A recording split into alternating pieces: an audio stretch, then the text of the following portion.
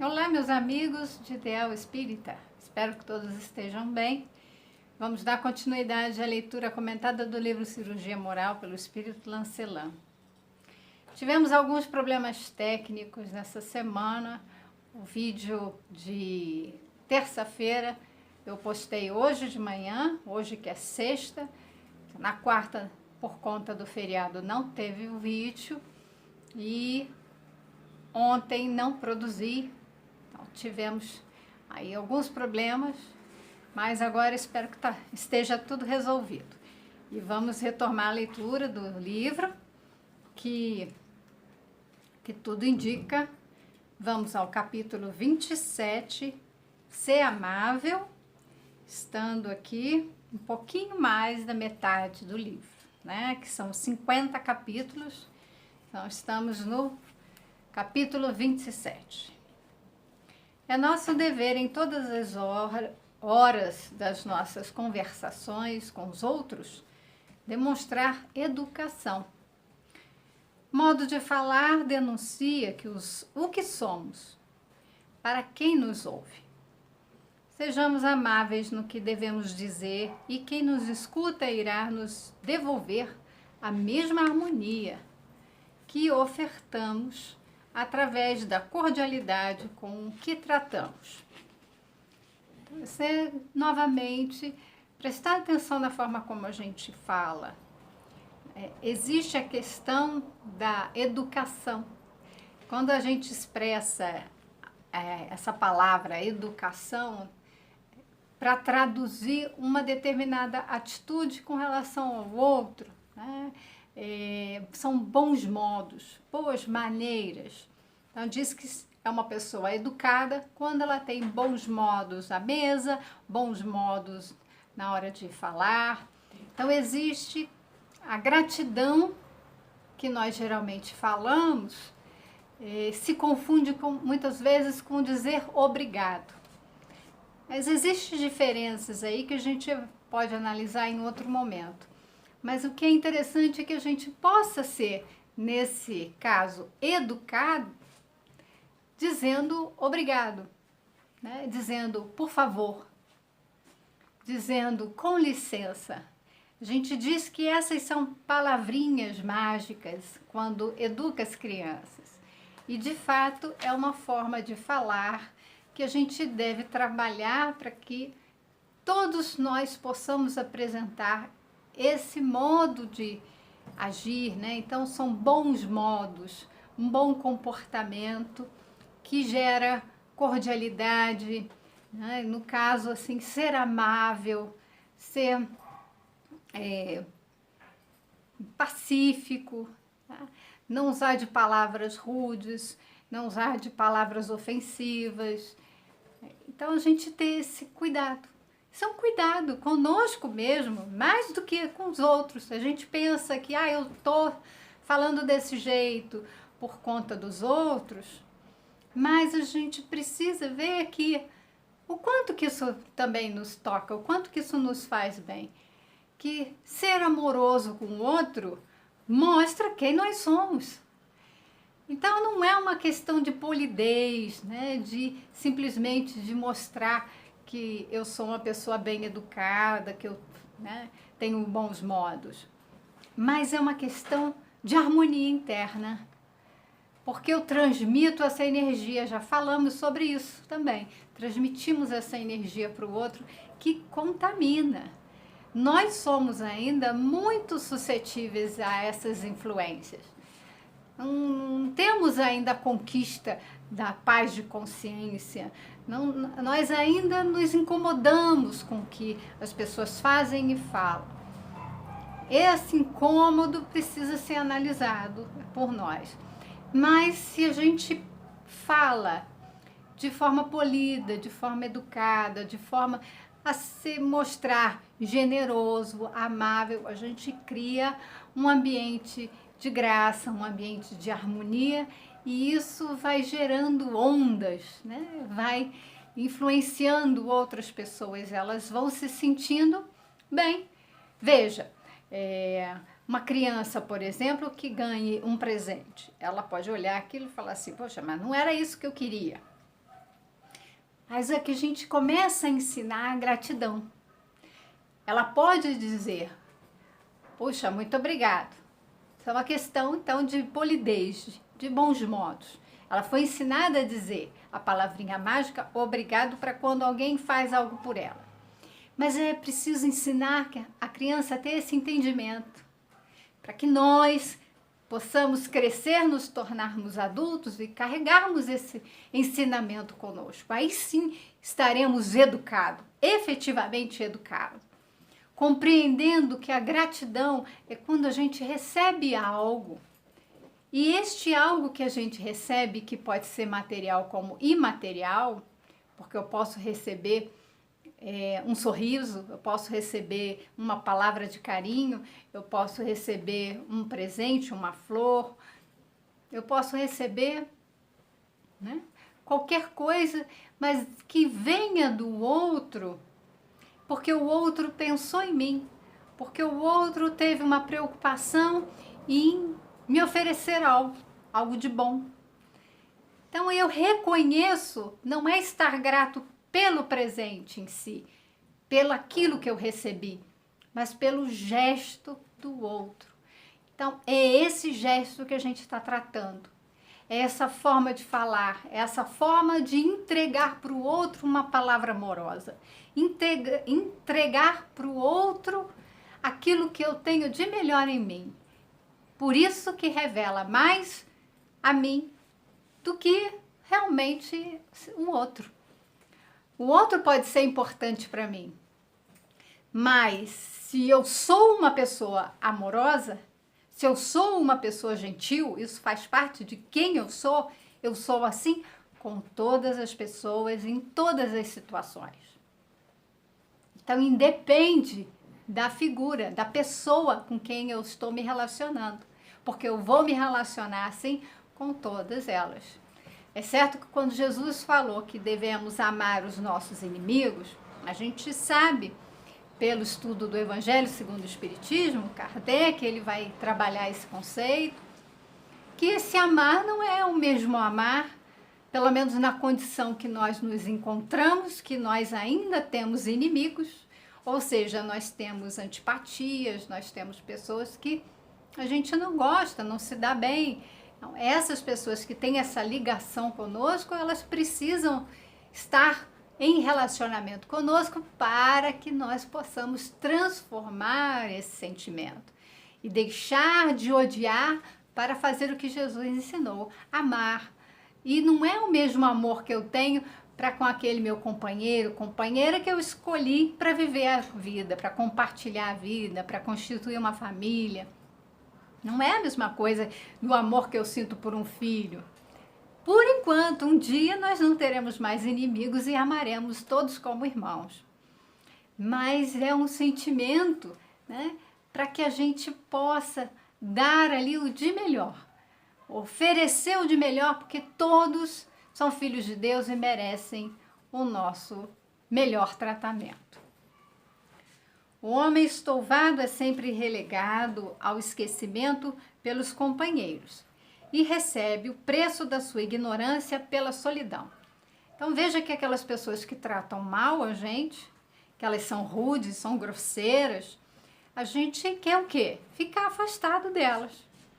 É natural que a gente tenha vontade de ficar longe daquelas pessoas que nos incomodam, que geram, né, desconforto, que são grosseiras, que ofendem. Então, só que assim, é interessante a gente fazer uma análise, porque são todos filhos de Deus. A gente começa a enxergar aquele ali que está me incomodando, que está me ofendendo, como um filho de Deus, e começar a exercer uma relação de empatia, de compaixão, eu consigo estar com o outro sem que o outro me contamine pelo seu estado ali de mau humor, de agressividade, de raiva, de mágoa.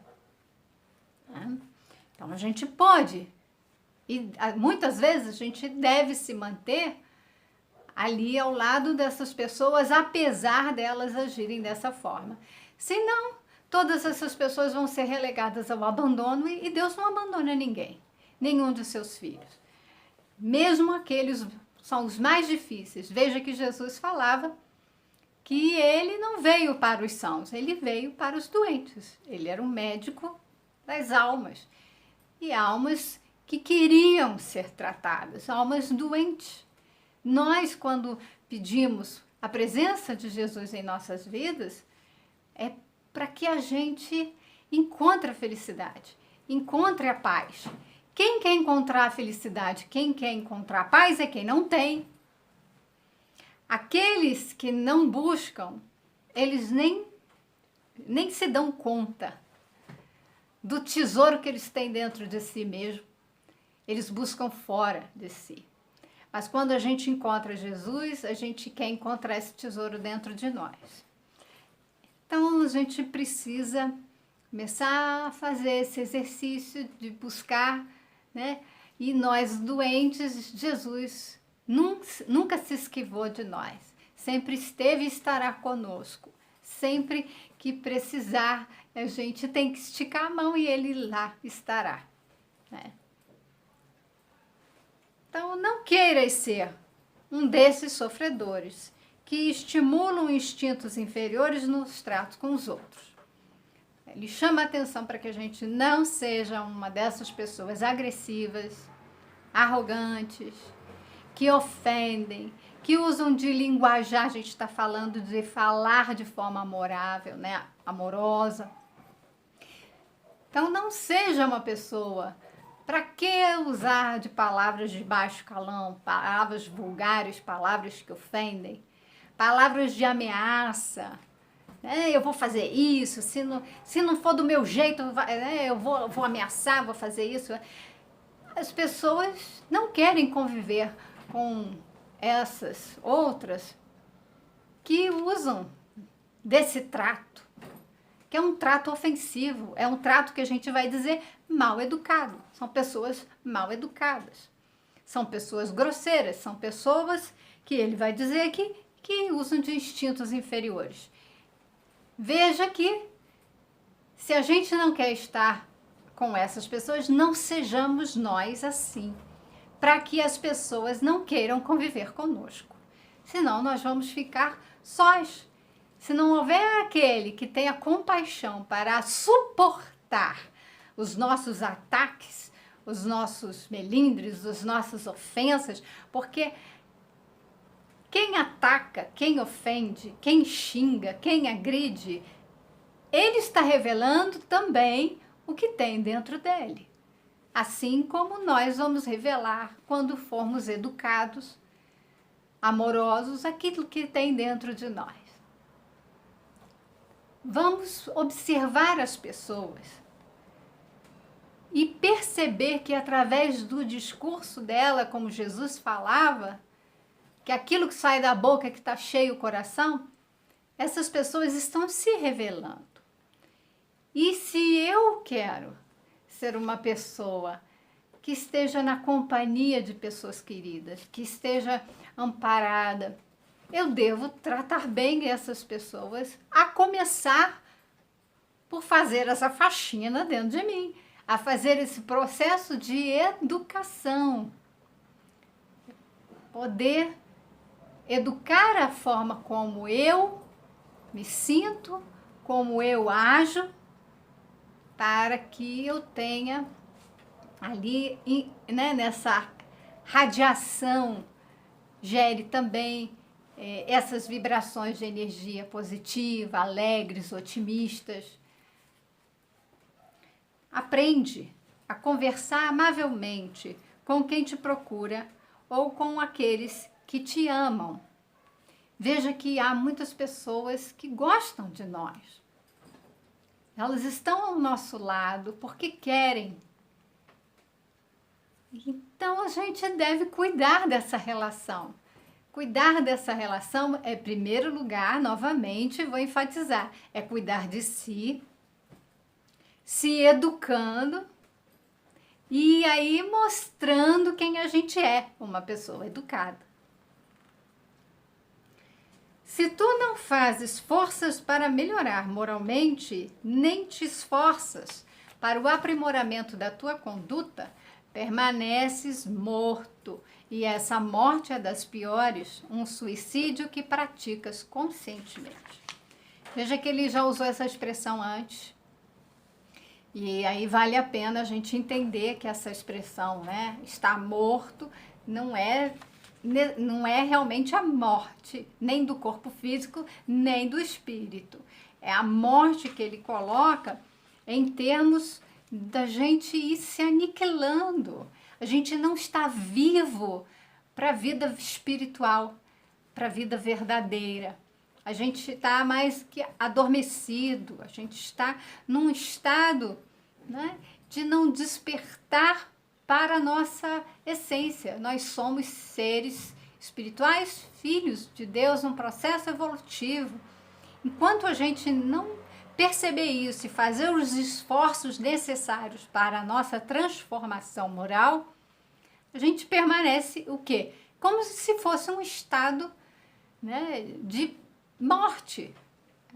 A gente está aniquilando ali os nossos recursos, aniquilando as nossas oportunidades. Nós estamos encarnados para quê? Para ficar aqui só para atender os nossos desejos, em geral, inferiores. Desejos esses dentro de uma relação de fragilidade, né? Uma relação que é frágil com os objetos do mundo físico, então sensações também, então na matéria, conectado à matéria, um apego à matéria, com a necessidade de status, valorização de si mesmo, né? Exacerbando ali o orgulho, a vaidade, colocando o egoísmo. Então, quando a gente começa a valorizar a nossa relação como uma relação exploratória, né? Valorizar a depredação de todo o ambiente e das pessoas, utilizar as pessoas para o ganho pessoal, para que eu ascenda socialmente, para que eu seja famoso, para que eu ganhe dinheiro, para que eu tenha poder e eu faço uso de pessoas. Então eu vou escalando em cima da cabeça dessas pessoas, eu vou esmagando os outros numa relação em que, foi aquilo que eu falei, o valor está depositado nessa condição frágil, impermanente, transitória da matéria, que é uma ilusão. Então, nós estamos ali, a gente pode colocar, num processo de morte psíquica, num processo de morte ou de um anestesiamento, não se despertou para a realidade espiritual. E aí começamos a praticar esses atos que ele coloca, são atos de suicídio, mas são práticas conscientes, são pessoas que de fato fazem o que fazem com um objetivo em vista. Elas querem poder, elas querem dinheiro, elas querem status, elas visam alguma coisa. Eu tenho estudado isso nesse momento e é muito interessante a gente verificar que nesse processo em que a gente quer tanto essas coisas da matéria, tá tão apegado a isso, nós entramos num processo consciente, né, dessa busca de cada vez eu tenho que fazer mais, eu tenho que ser o melhor, eu tenho que ganhar mais, e vai se esgotando. O que um filósofo coreano, não sei falar o nome dele, mas é Han no final, tá? Ele falou de um livro, Sociedade do Cansaço, Sociedade do Desempenho, que a gente fica nesse ritmo querendo ser, né? Na verdade, ser a partir do ter as coisas. Então eu sou poderoso porque eu tenho um poder, mas é um poder transitório que de fato não me pertence. E o que acontece? Né? Eu sou bonito porque eu pratico exercício, tenho uma boa alimentação, mas o corpo ele perece, morre. Então são valores depositados nessas questões que são transitórias, são impermanentes. E eu me desgasto tanto, que ele chama de sociedade do cansaço, vai gerando um estresse ao ponto de gerar problemas psicológicos, psíquicos, e justifica a hiperatividade, justifica a depressão. Por quê? Porque eu quero tanto alcançar os meus objetivos, eu quero tanto ter sucesso, eu quero tanto ser o primeiro, o melhor, o mais poderoso, o mais rico, o mais famoso, que quando eu fracasso, eu não tenho outro propósito na vida, eu deprimo. Então é um suicídio de uma forma consciente que a gente vai fazendo isso. Nós somos todos enfermos e poucos têm vontade de curar-se. É o que ele está falando aqui, e ele tende a falar dessa forma, muito enfática.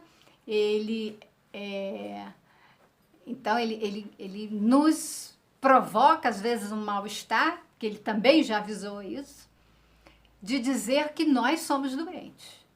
Não existe no planeta Terra espíritos são. Jesus, quando veio para cá, ele disse que veio para os doentes. Todos somos doentes. Mas quem procurava Jesus para se curar eram aqueles que sabiam disso.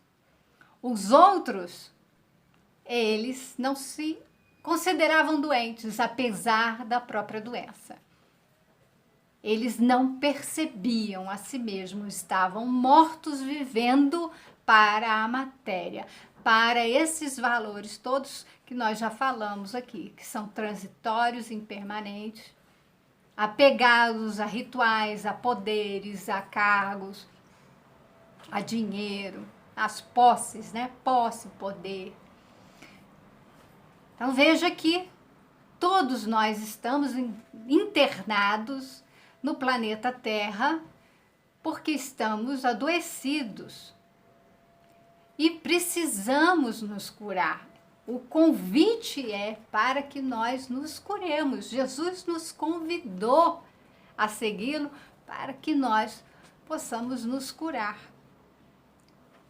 Alegam a cruz pesada nos ombros. É muito pesado, é muito difícil, dá muito trabalho. A gente tem uma queixa crônica a respeito das coisas que nós temos que executar para nos curar. Eu queria estar passeando, eu queria estar comendo tal coisa, eu queria estar fazendo tal...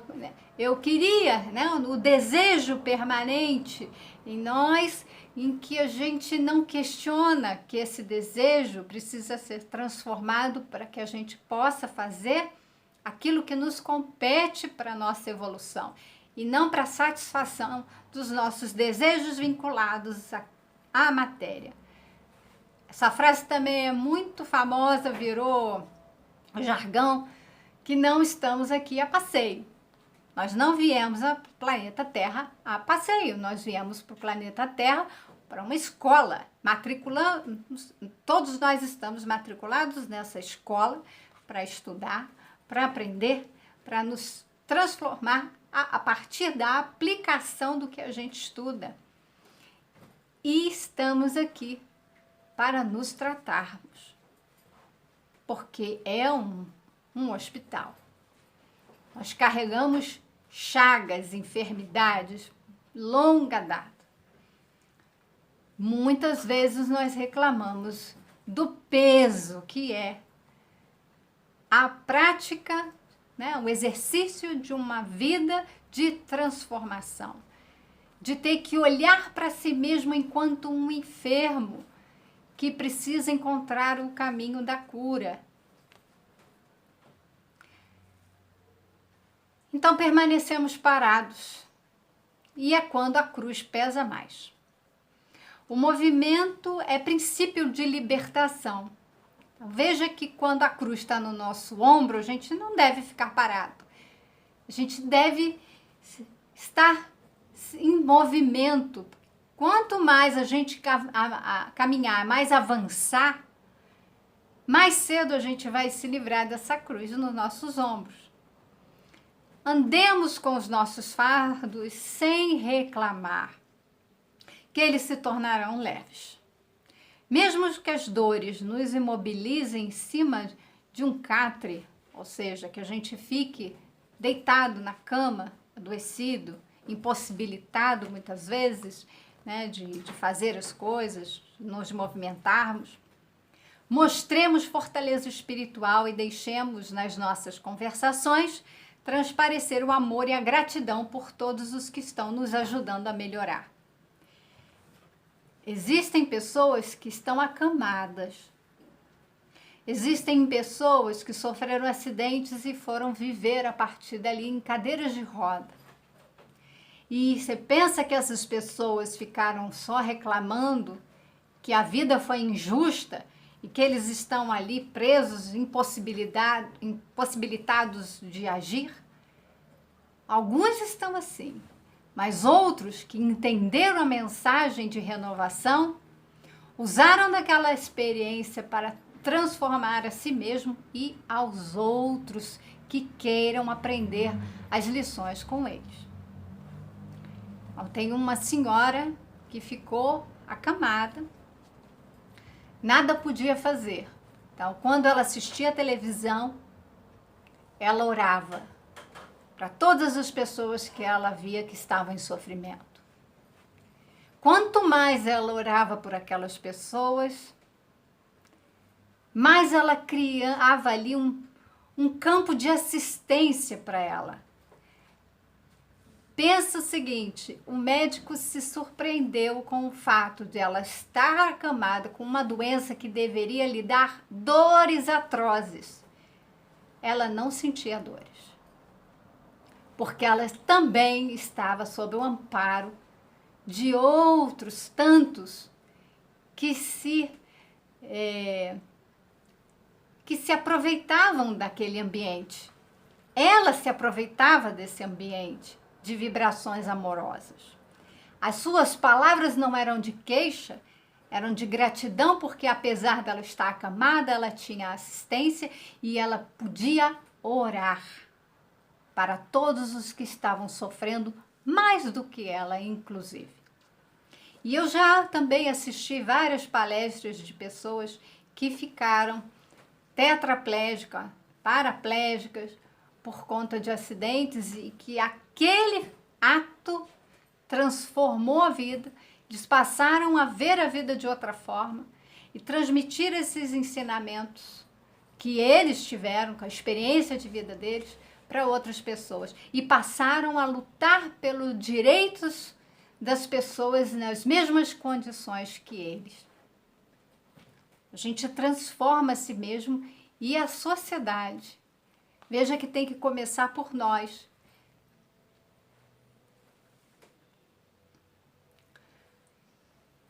Então, deixemos, né, nas nossas conversações, transparecer o amor e a gratidão. Nós falamos da gratidão, seja grato.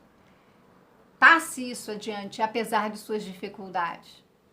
A dor, os problemas, enfim, todos os tipos de infortúnios vêm nos provar o que aprendemos.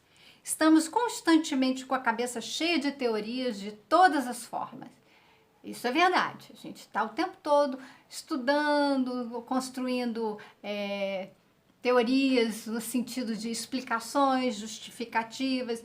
Então, eu vou ler isso aqui, eu vou pensar, vou criar uma teoria para a condição em que eu me encontro. A gente fica tentando encontrar explicações, compreender intelectualmente, quando a gente precisa também aprender a viver aquilo que a gente está passando, né? Aquilo que a gente está vivenciando, a gente tem que aprender a retirar dessa experiência a grande lição da vida. Estamos com os ouvidos carregados de conceitos e com a consciência amontoando um celeiro de advertências. Entretanto, esquecemos-nos da melhor parte, a vivência. Então, não, foi o que eu acabei de falar. Não adianta a gente ficar, né? Tem que fazer isso, tem que fazer aquilo, tá vendo? Aí a pessoa vai, né? Já sabe disso tudo, tem essas teorias todas. Não precisa de sermão, a gente não precisa ficar dando sermão para o outro, dizendo o que o outro tinha que fazer ou deixar de fazer. A gente precisa começar a praticar. E se a gente pratica, a gente é exemplo para os outros. E quando ela demora a aparecer, surge na pauta da nossa vida a dor, com inúmeras modalidades para que despertemos o jovem dentro do ancião. Então, veja que a dor, os problemas, como a gente falou, eles são momentos de prova. A gente, às vezes, precisa ou para espiar ou como prova por conta da necessidade de vivenciar os ensinamentos que já obtemos. Eu preciso, neste momento, né, já que eu aprendi que eu devo ser amoroso, que eu devo falar com justiça, com educação, com gentileza, eu vou passar por determinadas situações em que isso vai ter que ser posto à prova. Então, veja que, às vezes, a dor nos visita, um certo incômodo, eu vou ter que carregar essa cruz nesse momento, eu tenho que continuar sendo grato, eu tenho que continuar exercendo ali a minha vontade de amar, a minha vontade de me transformar para poder ser alguém digno da presença dos outros também em minha vida. Se alguém te serve um copo d'água, que seja, agradece amavelmente, porque naquele ato de servir e ser servido, há trocas de energias sutis que passam despercebidas pela razão, mas que a intuição aprimorada registra. A gente já falou disso. Esse ato, né, a gente está dando o que tem dentro de nós, gera essas ondas de vibração, né, de energia. E há essa troca. Demonstrar educação para com os nossos amigos não é muita vantagem. Amar quem a gente ama não é muita vantagem. Vantagem é a gente amar quem a gente, né, não tem muita amizade, né, tem uma antipatia. É dever pelas reverências deles para conosco. A grandeza da disciplina é testada diante daqueles que nos ofendem e nos desagradam. Amplia o teu poder de tolerar, mas sem chegares à conivência. Isso é muito importante. Nós precisamos aprender a tolerar, na convivência com algumas pessoas, nós precisamos tolerar um jeito, às vezes, mais rude de falar, de agir. Mas ser conivente com o erro do outro, com o crime do outro, é se tornar um criminoso. Isso é muito sério. Eu estava fazendo reflexão sobre isso agora há pouco, fazendo a leitura de um texto, me veio essa reflexão. Quando eu permito que alguém cometa um crime, quando permito que alguém faça algo que ele está ali infringindo as leis, significa que eu tenho conivência. Então, se a pessoa está fazendo algo de errado, eu sei e eu me silencio porque eu tenho algum interesse na relação com essas pessoas. Veja que eu falei antes, a pessoa acaba usando os outros como meio para subir na vida. Então eu vou acobertar, quando eu sou conivente, eu acoberto o crime dos outros, mas eu me torno um criminoso. Só que eu coloco a culpa no outro e acabo ficando acima deles. Veja que isso é uma jogada muito perigosa. Preste bem atenção na relação que nós temos com os outros, se não estamos ali. Uma coisa é reconhecendo o erro do outro, né, o jeito rude que o outro trata, e suportar a ofensa, mas não ser conivente e dizer para o outro que você sabe, que você não aprova, mas que você está ali para ajudar, por compaixão.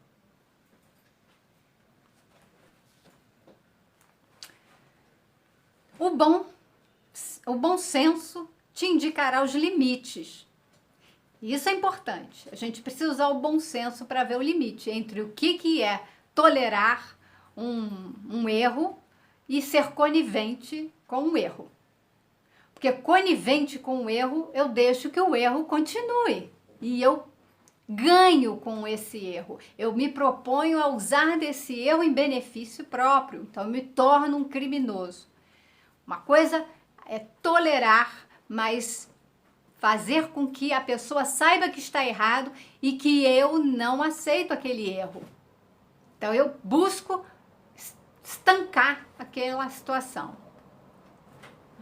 Eu busco transformar aquela situação. Então, a gente percebe esses limites, né, que podem chegar sem estimular o desequilíbrio. Desfruta da alegria, pois esse dom não precisa ser comprado, ele pode despertar em teu coração. Faze da tua mente uma força a desvendar mistérios, mas aqueles mistérios que ajudam a viver melhor. Não te esqueças da gentileza em todos os aspectos que refletem o amor, porque cada conquista, em se tratando de virtudes, é uma operação moral que estás fazendo em teu mundo interno. E cada passo que deres nesse sentido será um reflexo de luzes que se acendem no teu universo interior, buscando e harmonizando com a criação e vivendo a imensa paz que vive o Senhor de todos nós. Se por vezes a educação te faltar na comunicação com os teus semelhantes, é preferível que cales a boca, sem deixar de trabalhar por dentro para desfazer os impulsos de inferioridade. Não deves esquecer a oração nesses momentos. Ela ajuda a serenar todas as tempestades que possam nos arruinar. Veja bem, naquele momento em que você for falar alguma coisa e que você vai faltar com a educação, vai faltar com os bons modos, com a gentileza, vai ser rude, vai ser crítico, vai ser maldoso, vai ser malicioso, vai ser irônico, cala-te a boca. Aquele momento, se passa na tua cabeça assim, eu não devia falar isso, então não fale. Se você pensa que, eu não deveria falar isso, mas vou falar, qual o sentido? Se o seu julgamento já foi para que você não falasse. Então te cala. Não critica, não julgue, não ofenda, não humilhe, não ironize. Silencia e perceba o que se passa no seu interior. No seu interior tem aqueles impulsos de inferioridade querendo, muitas vezes, pela palavra ferir o outro. Então ele alerta para que nesse momento a gente faça uma pausa e é o processo de autoconhecimento. Nesse momento eu tenho que me analisar em profundidade, porque diz respeito ao que tem dentro de mim e que sai pela minha boca. Ora e pensa ali a orientação espiritual para que haja esse controle, esse processo educativo vai se dando desta forma. Então, foram belas as reflexões que nós fizemos nesse capítulo e fiquem todos com Deus, muita paz e até o nosso próximo encontro.